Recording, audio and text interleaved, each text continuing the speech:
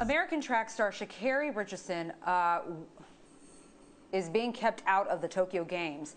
And of course, we had to hear about Bill Cosby leaving prison, so we had two major decisions happen this week. Now, Sha'Carri Richardson won't be able to run her signature 100-meter race at the Tokyo Olympics after testing positive for a chemical found in marijuana. Now, Richardson won the 100-meter at the Olympic trials back on June 19th, but in a sample taken that day, she tested positive. Entertainment journalist Devyn Simone is here to do what she does best and give us her thoughts on some of the biggest stories of the week. Devyn, let us start with the news that broke overnight. Just before the news went public, Richardson tweeted, quote, "I am human." This morning, she went on national TV and apologized, admitting to using marijuana as a way to cope with the news of her mother's death, news that she learned from a reporter during an interview. Today, Richardson said, quote, "I want to take responsibility for my actions. I know what I did. I know what I'm supposed to do, and I still made that decision." Devyn, this news has sparked a debate about the stigma attached to marijuana. Sha'Carri used in Oregon, where it's legal, but she also broke the U.S. and international anti-doping policy for Olympic athletes. Give me your thoughts, please. You know, I think it's a really unfortunate situation, Yodit. I think there's a lot of things at play here, right? So on one hand, she is human. She's right. And I really appreciate and respect her taking ownership of what happened and her choices. I think many of us can sort of empathize or sympathize with her losing her mother and finding out in such an awful way. She's 21 years old. I think on the other hand, when you have so much at stake, right, when you have your opportunity and you know what the rules are, you do have to abide by the rules. But she's not making any excuses for it, which is great. She's sort of accepting her punishment. I think it's a disappointment as a community because we're all rooting for her, right? I mean, she posed the time as being one of the 6 fastest women in the world, I believe. So we're all rooting for her. But I also think that it really highlights that we need to re-examine these laws, these rules. Smoking weed is definitely not giving her an advantage, okay, on the other athletes. Pretty sure that if anything, that would give her competitors an edge over her. So it's not like doing, you know, steroids or something like that at all. And I think it's time now that marijuana is legal, it's becoming more widely accepted, that we re-examine some of those laws.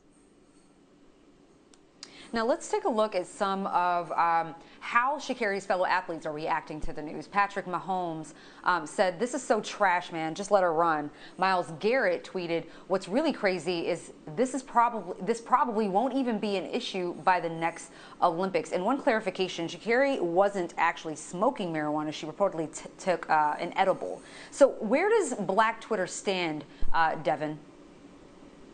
So Black Twitter largely is in support of ShaCarri. I mean, again, some people are acknowledging sort of responsibility and the fact that, hey, the rules are the rules. But I agree with Patrick Mahomes. Shout out to Kansas City. It's where I'm from. Like, it's trash. Just let her run. I do think that, you know, the organization has to be mindful, though, of just suddenly breaking the rules. It is going to be a process. It's not something where they're just going to say, this one time we'll allow it. But I agree that by this time next year, when we're looking at the next Olympic Games, likely this may not be an issue. Hopefully it won't be an issue. She's really sparked a very important and necessary conversation. I think it's great that she'll at least be allowed to run the relay so we can, you know, smack that behind on all the other countries. But it's unfortunate that she won't be able to do her signature race. And I think that one of the tweets actually from Myles Garrett, he's actually right, because I do believe that this won't be an issue in the next Olympics. So I saw a tweet from Congresswoman Alexandria Ocasio-Cortez, who pointed to the fact that the International Olympic Committee has banned swim caps for natural hair the day before Crown Day, no less. Does this all feel sort of racial to you? I wouldn't lump it all in together as feeling racial. I do think that there is a major problem when it comes to the swim caps. It shows a lack of understanding. You want to sort of examine who's on this committee, because what do they not know about not getting, I just got my hair pressed. It's raining today in New York. I'm not getting it wet. It's not happening. So I think, I think there's a lack of understanding that definitely needs to be dealt with, but I think the ShaCarri incident and this incident are not necessarily linked. And I think it's really important to fight those battles and speak up for the things that are racially charged or racially insensitive. But it's equally important that we distinguish between those that are and those that aren't, so that our voices don't get drowned out or sort of lumped together as trying to make everything to be about one thing. Listen, I wear a shower cap to wash my face because I got to protect these edges. So I definitely think there's a lack of understanding there. Listen, ShaCarri Yes, we got to protect those edges. All right, so ShaCarri accepted a 30-day suspension that ends July 27th, which will be in time to run in the women's relays. Now, that team hasn't been announced, but she is eligible for a spot. Now, her big sponsor, Nike, also tweeted today that they're standing by her. Do you think ShaCarri bounces back from this? Because I believe she's actually going to come out of this even stronger. I'm 100% with you, Yodit. I think she's going to come out even stronger. I mean, the girl has had a heck of a week anyway, right? She was everywhere already because of her speed and her skill. Now she's in even more sort of mouths and a part of a bigger conversation. But the way she has handled this with such grace, she's like, look, I made a mistake. Here's what I was thinking. She owned up to it. She did it with such humility. I think that makes her even more of a role model. And I think she's going to come out of this even more on top. I know I'm rooting for her, and I know a whole bunch of other people, black, white, and everything else, that are rooting for her as well. Now, another huge story this week, Bill Cosby, obviously, his conviction being overturned. Now, we've talked plenty about the legal issues in the case, but we haven't talked about what Cosby himself might do next. His spokesperson says the 83-year-old is already planning speaking tours and a possible return to comedy. Devyn, is America ready?